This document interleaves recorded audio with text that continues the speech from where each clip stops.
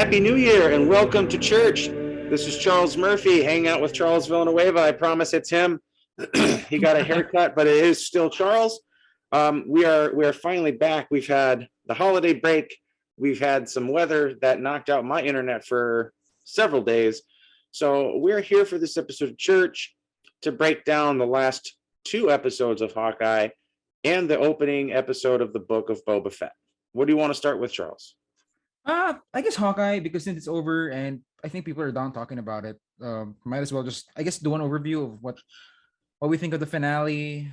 Overall, I think the finale is sort of like with all these shows, like one thing you cannot deny is how it nails all the character stuff, like all the emotional beats that they set out to do from episode one to the final episode. They sort of nail everything. They nail the characters, they nail the actors and all that. So the finale sort of succeeds in that regard, that they set out what they did to do and they did it well. Some of the plotting, man, it's like I don't like how what they did with Kazi. I don't like sort of what they did with Eleanor, who's sort of like a dummy at the end of the day. I thought she would be even more cunning and even more of like an evil mastermind. Yeah. But she's so dumb that she threatens Kingpin face to face. Like stuff like that was sort of annoyed me up until the very end. But it's I guess they nail most of the show. It's weird because I'm seeing people say that it's the best of all, like the five shows we got. I'm a Loki guy. I last year, if you ask me, I would be a Loki guy. I would say no. I'd say you were fucking crazy. The two of us weren't excited for Loki, but now that we've seen everything, I think you as well. I think we're both Loki guys at the end of the day. I'm not sure with you, but it is surprising to see people say that Hawkeye is like their favorite, the best show of the year. But yeah, I'm very mixed. But for season 2, I'm hoping for like more Kate stuff and whatnot. But it's like whatever at this point. Yeah, I agree that the characters here are easily across the board the best of any of the shows. And I think it's because you got more of them. I kind of went through this on an article I published that I titled "What We Learned from WandaVision." But in Hawkeye, the true gem of the series is the time that we get to see these actors acting, right? And it became a problem for people in some cases because they were saying there wasn't enough action, there wasn't enough stuff to do, but this is what these series are about. We saw in WandaVision where we had like 3 whole episodes with really no action, right? Just Paul Bettany and Lizzie Olsen acting their asses off and doing amazing things and growing those characters. And that's what we saw here for a lot of the show. Even as we get to episodes 5 and 6, there are still some of those great character moments where there doesn't seem to be a whole lot going on. And it works because so many of these people have great chemistry. Haley Steinfeld has great chemistry with Florence Pugh. Haley has great chemistry with Jeremy Renner. They worked well together. Obviously, people want to see more of Haley and Florence together in some way because they were so funny and they clicked so well together. But at the end of the day, that's what these series on Disney Plus seem to have been meant to do, is to get us to know these characters. And I remember back when Kevin first talked about them, he said they were here to develop them, to get them from point A to point B the next time they showed up in a movie. And that's certainly what we have here with pretty much everybody, right? And then we get the big Kingpin reveal, and obviously he takes a hell of a beating and walks away from most of it. And then he's faced with Maya. And I guess for me, the biggest issue I have with this in series in general is the treatment of Maya's character and all the characters around her, right? Like you said, Kazi was kind of a joke.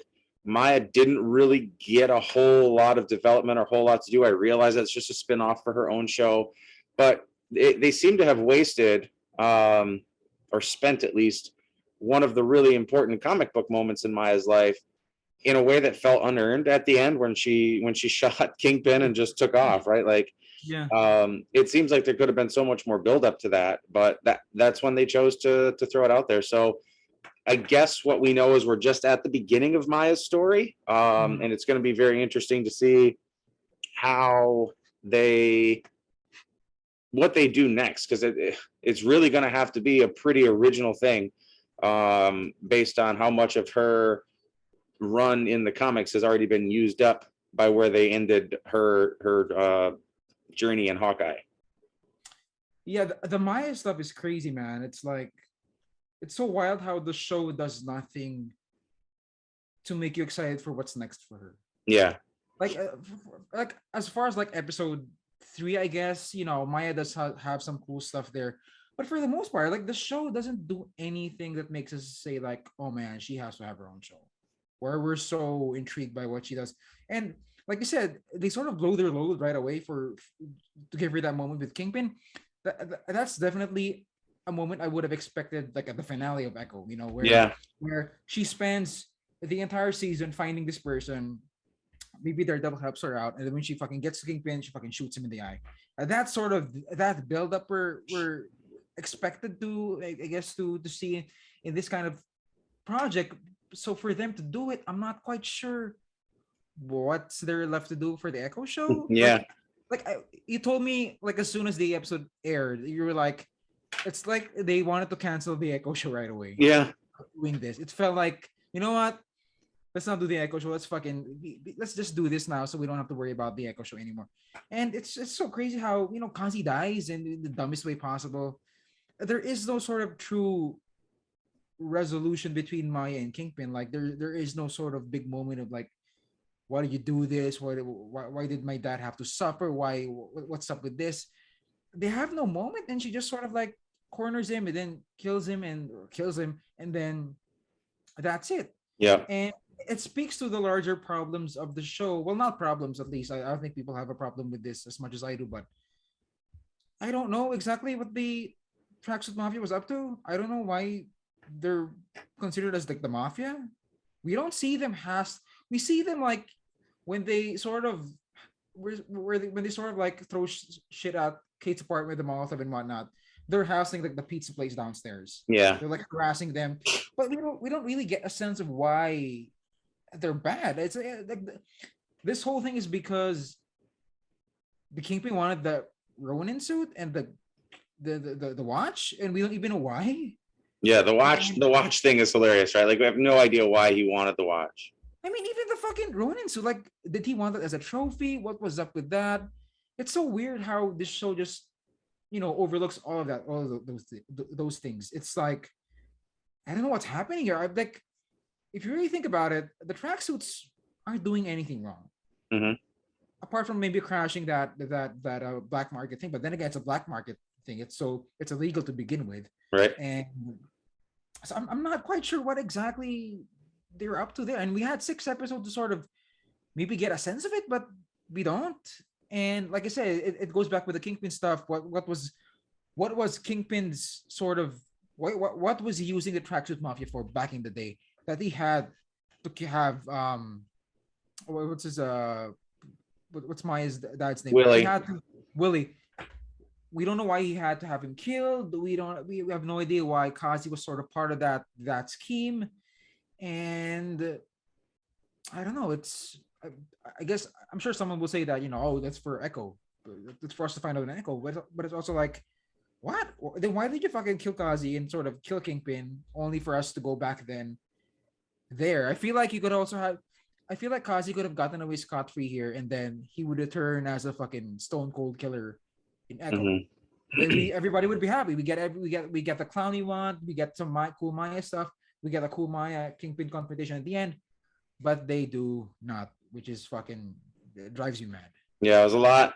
The last little bit there with Maya and Kazi and Kingpin seemed very rushed, right? Like not well done, not well thought out. But it is what it is. I did enjoy Vincent's Kingpin here. He's just like I said, he's just a tank.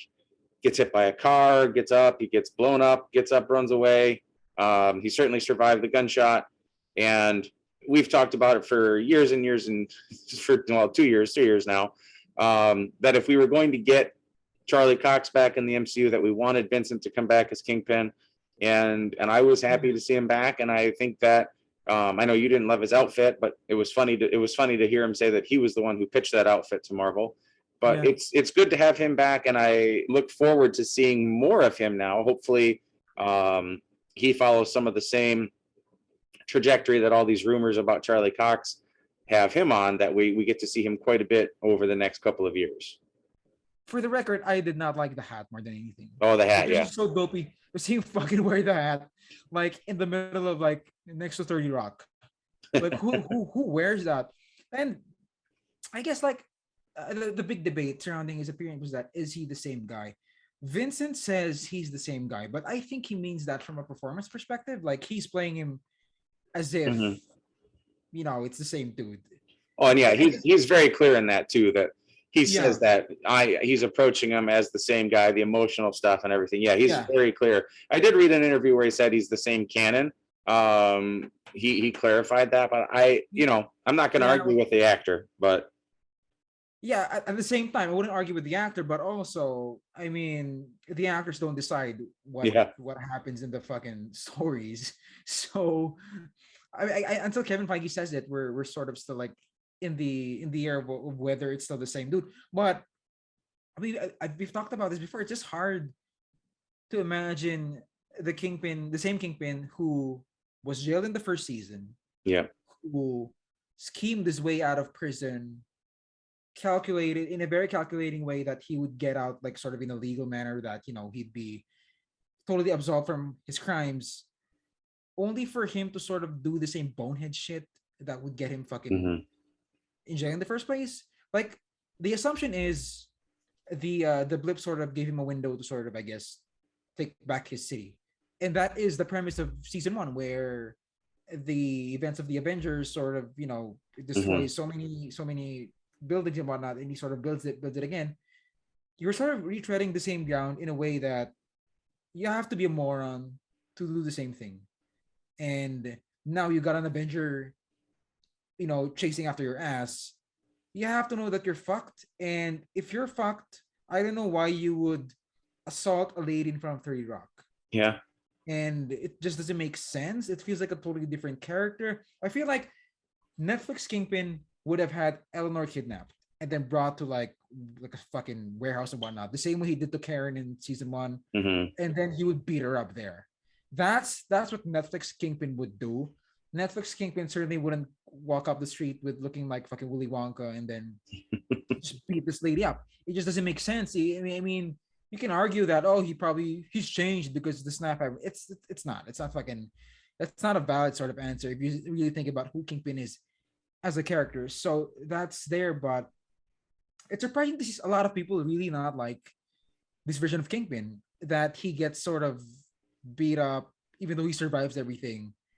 Like someone said on Twitter that it's such an undignified portrayal of the character, and I'm like, dude, he's a tank. I yeah, don't think Hawkeye would even survive half of that. no, And the fact that they're giving that to Kingpin, whose thing in the comic is that he's a fucking tank. yeah. That's incredible. So I don't know why you'd be mad at that. I guess are like such huge comic book fans, so I guess people aren't. So Yeah, no, and that's become a thing over just I've really noticed over the last half of the year is that there's some section of the MCU fandom that's anti people who have read and enjoyed the comic books on which these things are based. It's so weird to me that like yeah, people are trying to take a shit on people who have read and enjoyed the comics that these properties are made from, right? And this yeah. is another case where it's like that. Like, yeah, I mean, these are comic book characters. This is how this is going to work. I guess we should address, because I've been shitting on Jack since day one, Yeah. and I sort of like at the when the final episode was coming out, I was sort of thinking that if they don't do anything with Jack here, they're fucked. The only way that everything they've done about Jack would work is they make him a total red herring and that he's a total dummy, which we find out in this episode he is Yeah. a total dummy who's a lovable dummy. He's a lovable shithead, but he's not as bad as this show was hmm trying hard to make us believe. And it works in a way that, you know what, it's a red herring. They kind of pull it off. He's such a doofus by the end that I won't mind seeing more of him, but I'm Yeah. also curious if there's any room for someone like him. Like he's good with swords, yeah, but he's good with swords in a way that your uncle is good with swords, Yeah. and I don't know if he's West Coast Avengers material even. So I guess it's a shame because fucking Tony Dalton is great as the character. He's so dumb. He's such a shithead. When the LARPer talks to him at the end and invites him to LARP, he's like, "Is that some sort of leisure activity?" But he Yeah. doesn't even know what it is. And it's so good. I fucking love Tony Dalton in this role. No, I was happy that he ended up coming around at the end and helping out and finding Yeah. his little niche or whatever. uh I did write an article about how because he made friends with the larpers, we could see him in season 2 running As a around in his LARPer. actual swordsman costume, which would be hilarious. But yeah, I don't, as far as like the guy joining the Avengers or having a larger role in the MCU, it is kind of hard to see, and that's fine. I mean, not everybody who had a huge role in the comics over the years is going to find their way into the same role in the Yeah. MCU, but at least they did give Tony a little something to do, and he's one of the highlights of the show, right? I mean, he's so sleazy and so funny, and then he ends up being charming, and it's a great turn because you hate him and then you end up loving the guy at the end. So that's probably the end of his path, and I guess that's what it is. Yeah. As far as the Yelena stuff, all the Yelena stuff was great. I like that she got to fucking run up a building. I tweeted that, oh my God, if she gets to run up a building, imagine what they could do with Daredevil. Yeah. And that makes me excited. I like the whole fight with Clint. I like the fight with all the kinds of different kinds of arrows. The owl gag was so fucking funny. That was might be the funniest moment in all of Marvel TV so far. And The did owl you gag did you see with that Clint. that's legit? Like an owl lived in that Christmas tree last year, and that's why they did that. I heard somewhere that it was apparently like an endangered owl, and they Yeah. sort of like it was a big thing that, oh my God, we can't ask it to leave because it fucking lives there. Yeah. And that was pretty cool. That was a nice touch. I mean, nice touch of like a New York history, I guess. Yeah. But I mean, I guess like before we move on to Boba Fett, like season 2, I've seen some, I guess some posters say that it's the season finale and not the series Yeah. finale. Some people are reading that as some sort of like, oh my God, this might be season 2 happening. If there's a season 2 happening, how do you want it to shape out? Well, I did say that. I think I just talked to people on Slack on our chat about this. In November, when Marvel Studios re-trademarked Loki, which we know is having a sequel, they trademarked it as Marvel Studios Loki instead of just Loki. They also trademarked Marvel Studios Hawkeye the same day. So I don't know that means that they're for sure making a second season of Hawkeye. We know they are making a second season of Loki. It's just an interesting connection to keep an eye on. Yeah. But with that being said, if you see a second season, I think my guess would be it would be a little bit of like a West Coast Avengers kind of setup is what I would be leaning towards. Renner has kind of mentioned that he'd like to do that with the big reveal that his wife is Mockingbird. They could get her some action. I mean, she's such a great actress. She's been relegated to almost nothing. So you could have something like that. They should call it, what they should do to really piss people off is call it Hawkeye, America's Most Wanted, Marvel's Most Wanted. And actually make her name Laura Barbara Morris or something. Yeah. Just so to piss everyone off. I'm with you. I like to see the West Coast stuff. I don't know if it would be better if it's like a young Avenger sort of like the Hawkeyes season 2 would be some sort of like mini young Avengers sort of setup where Hawkeye's the mentor because he's a really good mentor. Yeah. He might be the best mentor in the MCU. Yeah. He's sort of been like a mentor to Wanda, and now, and I guess in many ways, maybe even Nat sort of, he was like for Nat, he was his anchor. She was his anchor. He was her anchor for like several years. So you can maybe do that. If we're doing a West Coast thing, I could see it being primarily as a Kate Bishop thing where did Matt Fraction bring Kate Bishop to LA, or was that a different writer? Was that Jeff Lemire? It was, Annie Wu? yeah, it might have been Kelly Thompson too. One of them Yeah. put her out there. That whole thing was so great. It would be certainly a nice change of pace for the character.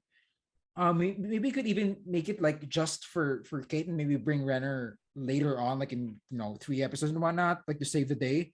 But man, Haley Steinfeld, man, she's fucking incredible here. And I've seen some people say that they should just make a Yelena and fucking Kate Bishop sort of thing. Yeah. You know what? If they do a thing where a West Coast Avengers sort of thing where Kate and Yelena are like roommates, I think that would be that would make so much money. Yeah. So, I think that's one of the better routes to go as far as how to do season 2.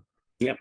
And if they want to do like an old school legit West Coast Avengers type of series, they have Hawkeye, you have Mockingbird, you have White Vision.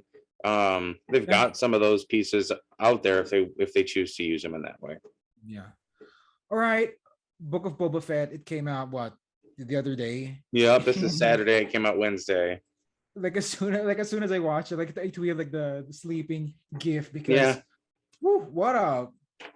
it's kind of a snooze fest. Yep. And that because we heard that there may be some big spoilers. That's why they didn't like send out press. Robert Rodriguez said it. He said it himself that, oh my god, it's so crazy that the first 2 episodes would be so fucking crazy, and they weren't even sure if they should even do it. But when you watch the show, it's kind of like, huh? Yeah. What? There's nothing here. I mean, it's an okay sort of episode, I guess. Not a good pilot because it doesn't set up the season real well. Like, there is no sort of incentive to be like, oh my god, I gotta see what happens next. I kind of don't care what happens next because Boba gets beat up a lot for the episode. Fennec Shand seems very pissed that he keeps getting beat up, and he's kind of like he keeps making sort of wrong decisions. Yeah. That whole flashback was kind of like, I don't get it. Like the one with the Tusken Raiders and the Jawas, it felt really, really long. I thought they were setting up something with the kid Tusken Raider. I thought like he would hate the kid, and then he would save the kid, and then he would sort of grow to like the kid. And then something would happen to the kid, and now that he's the sheriff, he's gonna find out who fucking hurt that kid. Yeah. I thought there would be like some sort of plot there, but there wasn't. The episode certainly plays out like it's an episode that would definitely that's usually partnered with the second episode, which they did not give us. So, and like how many episodes are there in this? 7. Oh my god, so we have 6 left, and they blew their load on this one when nothing kind of happens. So it's kind of a bummer. Like, how do you feel about the whole thing? Well, you made a point about the flashbacks, and I mentioned this to Arlen. The episode is only 39 minutes long, but the flashback felt like it was 3 hours long. Right. And it was really, not great to sit through. We got the, as Zhao said, the Mortal Kombat crossover with Goro at the Sand Creature.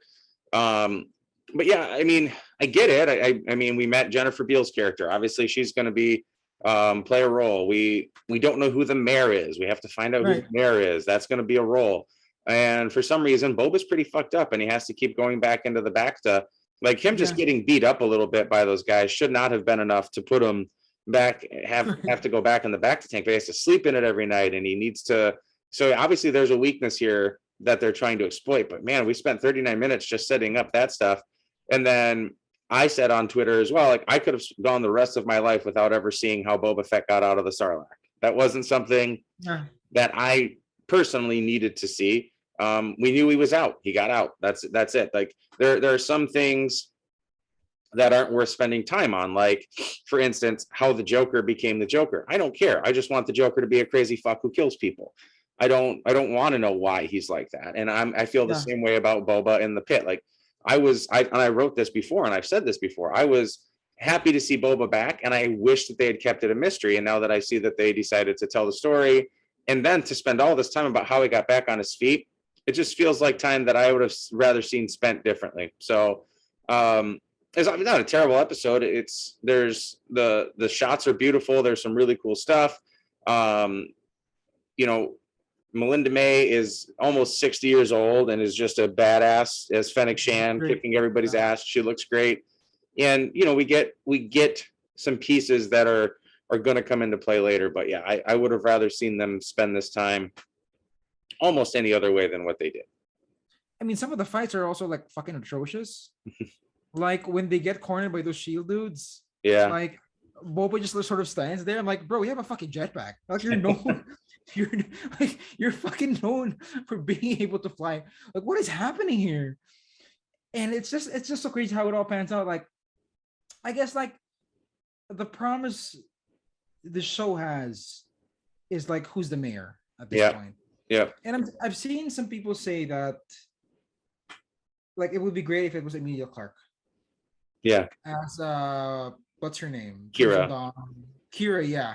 I've seen some people say that. I think that's a great idea. Yeah. Like at first I was sort of imagining that, oh my god, what if like the big, I guess MacGuffin is like, Darth Maul's corpse because he died in Tatooine in Obi-Wan's arms in Rebels. So I was figuring, oh my god, what Obi-Wan probably buried Darth Maul somewhere in the desert. What if that's sort of the thing here that they're after? Maybe it's sort of like that's what came out of the ground after him was a Darth Maul's corpse attached to some kind of monster. Right.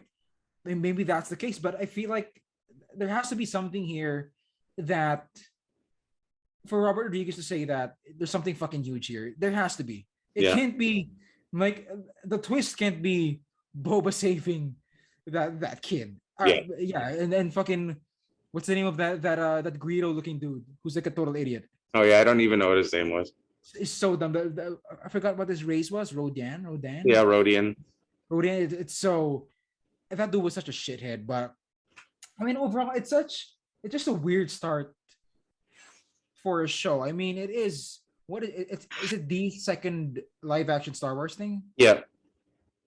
And I mean, it's sort of a spin-off of Mandalorian, so it doesn't feel like as brand new as say Andor or maybe Obi-Wan. Yeah. But it's just sort of, when you watch Mandalorian season 1, that whole ending with Baby Yoda is so crazy. And I'm not saying every show has to be like that, but at least for a pilot, your pilot has to set up here are the stakes, here's what's happening, here's why you should watch the show. Here's why the show is worth watching. And I feel like the show is just it's hosting off on Boba's notoriety in pop culture at this point. Which again, I guess he is probably one of the most iconic Star Wars characters, probably one of the 5 most iconic Star Wars characters. But I guess just for me, who doesn't buy into that, who's never like I grew up in the 90s, so I missed out on that sort of Boba, that whole mystique surrounding Boba. So I'm not as attached to it. So this whole thing about the Sarlacc pit, I'm sort of with you in that I don't really care. So you're gonna have to give me something within the confines of this episode for me to get excited. Yeah. Like the name alone doesn't excite me. Yeah, no, it needs to be more. And good news is we've got 6 more episodes, and hopefully they start to approach some of those great episodes that we've seen on The Mandalorian. It is the same, producers and writers behind it. So I think there's a lot of hope for it as we move forward. And I do think, obviously, there's some other aspect of some prior Star Wars thing is going to come into play here. Like you mentioned, Kira and Crimson Dawn and these crime syndicates. I think that's great. I think that'll make things a lot of fun. And also, while it seems like it makes the universe smaller, it opens up things for down the road too. And we know that they want to continue to tell a lot of Star Wars stories on Disney Plus. So I think it's, and when you have an actress like Emilia Clarke that everybody loves, it would behoove them to find another way for her to get it back into the role and into the universe. All right, guys, thank you for joining us. Happy New Year. We will hopefully avoid any more power outages and holiday breaks here for the next couple of weeks. Thank you for all your support. We'll be back to talk to you again soon.